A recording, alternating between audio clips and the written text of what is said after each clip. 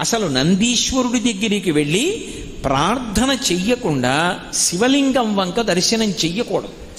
నంది దగ్గరికి వెళ్ళి మొట్టమొదట ప్రార్థన చెయ్యాలి. అమ్మతో కలిసి ఉన్నటువంటి శివుని యొక్క దర్శనాన్ని నాకు అనుగ్రహించగలిగినటువంటి వాడివి, వాళ్ళ ఇద్దరి దర్శనము చేత నేను ఆనందమును పొందేటట్టుగా చెయ్యగలిగిన వాడివి నువ్వు. నీ అనుగ్రహం లేకపోతే ఆయన దర్శనం లేదు.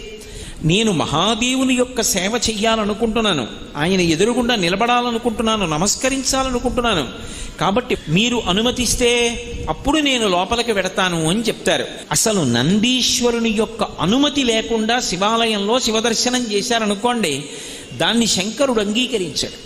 ఎందుచేత అంటే శివదర్శనాన్ని ఇవ్వడానికి మొట్టమొదట ఎవరు అనుగ్రహించాలి అంటే నందీశ్వరుడు అనుగ్రహించాలి.